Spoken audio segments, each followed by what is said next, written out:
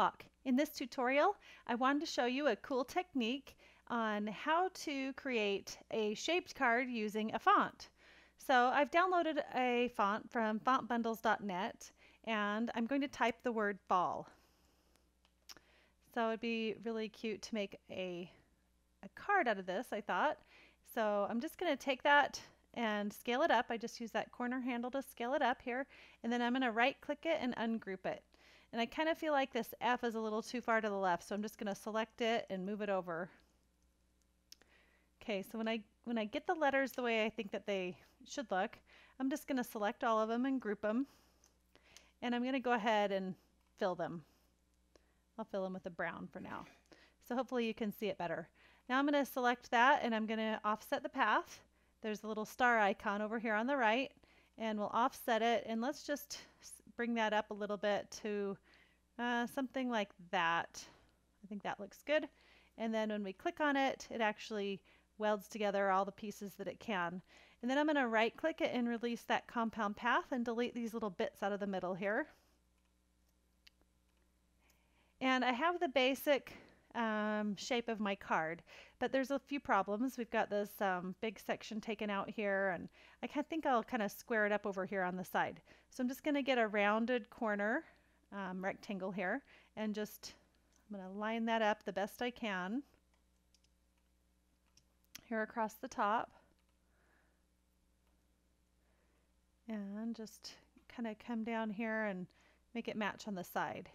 And if you look really close, it's not exactly lined up, so I'm kind of a perfectionist that way. So we're just going to select those two pieces, and then we'll use our little align tool and make sure it's aligned across the top. You can see that snaps in a little bit closer there at the top. We'll just go ahead and select those two pieces and right click and weld them together. So this is kind of basically creating our card base. So that's looking pretty good. Let's go ahead and colorize this card base. Let's choose like a lighter brown, and I'm going to right click that and send it to the back so it's behind our letters. Okay, I'll go ahead and center my page so you can see everything closely. I'm going to bring that all down a little bit so we can create our card base. So let's take this piece that we've offset, and we're going to do one more thing with that. We're going to go to our replicate panel over here on the right. It looks like a little flower, and we're just going to replicate it, mirror it up above. So you can see that it is an exact mirror. These little notches come out here and they will match up when our card folds. So I'm going to take that piece that's at the top and just nudge it down with my arrow key just a little bit, maybe two little nudges, and right click and weld. So now we have our card base. Again, we'll need to send that to the back. And we are getting really close on this card. Let's just draw a line across the middle here. And I'm going to hold my shift key down to constrain that.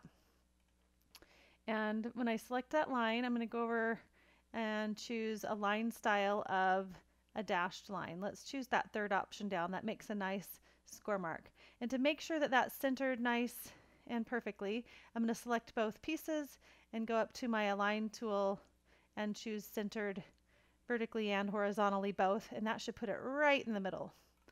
If something looks off, you can select that line and scoot it over just a little bit. I don't like my little dash marks running into the edge of my card, so I just want to make sure that that's not running into the edge over here. So everything looks good, and it looks like we're pretty much ready to cut our card. I have a little leaf over here that I designed. It's in the Silhouette store, so I think that would look really cute up in here. So basically your card is completely ready to cut. So I would go ahead and move the card base off to the side, and we'll prepare our mat for cutting. If you feel like these little cutouts here in the middle of the letters aren't going to work very well, you can go ahead and take those and right click them and release the compound path. And you'll notice that you lose the middle of the A. I'll show you how to fix that here in just a minute. But if you'll ungroup everything, it'll allow you to grab those little inside pieces and delete them. And I'll zoom in a little bit so you can see that better. You can grab those and just hit the delete key on your keyboard. And on the A, you'd grab those two side pieces, but don't get rid of this middle piece. Go ahead and select your A and that middle piece and right click again and make a compound path. That's going to restore the middle of that A for you. So you could go ahead and cut those letters out now. You don't have to delete those. If you feel like you want to try and cut them, that's great. If you don't, that's fine too. So I hope that you enjoy this technique on how to make a shaped card using a font, and I hope you have a great day. See you next time. Bye-bye.